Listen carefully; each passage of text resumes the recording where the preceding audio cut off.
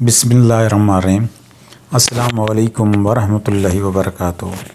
मोहतरम नाज़रीन, आज की इस वीडियो में हम आपके लिए जो नुस्खा लेके आए हैं वो कमाल का नुस्खा है। हर चीज़ आपके घर पर अवेलेबल है, आपके किचन में शामिल है। आसान सा है लेकिन आपके अंदर क़ुव्वत इतना बढ़ा देगा कि जो लोग मुजज़नी कर चुके हैं, जिनके अंदर नफ्स उज़्व ख़ास में कमज़ोरी है और इंतशार पैदा नहीं होता, शहवत नहीं आती, तो वो इसको इस्तेमाल करेंगे इंशाल्लाह शहवत भी आएगी और इंतशार फुल पैदा होगा। और ओवर एज वाले जो बूढ़े लोग हैं, जिनके पट्ठों में ताकत नहीं है, जिनके अंदर ताकत बिल्कुल डाउन हो चुकी है और नामी निशानी नहीं है उनके अंदर इंतशार का, शहवत का, तो वो इसको इस्तेमाल करें तो उनके लिए भी बहुत ज़बरदस्त और कमाल की चीज़ है।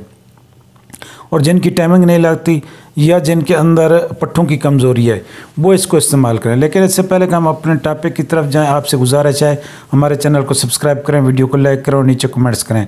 तो दोस्तों चलते हैं अपने टॉपिक की तरफ। सबसे पहली जो चीज़ है इसमें हमें जो ज़रूरत है वो है दो अदद लौंग। लेकिन लौंग आपने टोपी वाले लेने हैं, ये मुकम्मल टोपी वाले होने चाहिए। और दारचीनी आपने 2 इंच का टुकड़ा लेना है। और तुखम खरबूजा आपने 10 ग्राम लेना है।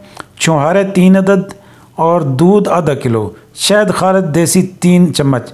अब इसका मैं आपको तरीका बताता हूँ, लेकिन एक बात याद रखना कि तुखम खरबूजा जो है ये वियाग्रा फुलाग्रा जैसी इसमें ताकत होती है, वो साल्ट इसमें मौजूद होता है जो वियाग्रा और फुलाग्रा में होता है। ये आपके खून की सर्कुलेशन को नीचे की तरफ, उज़्व ख़ास की तरफ कर देगा। करना है आपने ऐसा, इन सब चीज़ों को आपने दूध में डाल देना है सिवाय शहद के। बाकी को आपने उबालना है। जब 1 पाव दूध रह जाए तो इसे ठंडा करके इसको छान कर फिर इसमें 3 चम्मच शहद मिलाकर आपने इसे सुबह नहर में पिएँ या रात को खाना खाने के तकरीबन 2 से 2.5 घंटे बाद इसको आपने पीना है। तो हल्का नीम गर्म पीना है, लेकिन शहद आपने उबालते वक्त नहीं डालनी, बाद में डालनी है।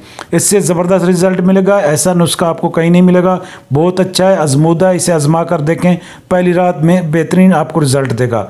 हमें इजाज़त दें, कल इसी तरह की नेक्स्ट वीडियो में हम आपको न्यू इन्फॉर्मेशन देंगे। तब तक के लिए इजाज़त दें, अल्लाह हाफ़िज़।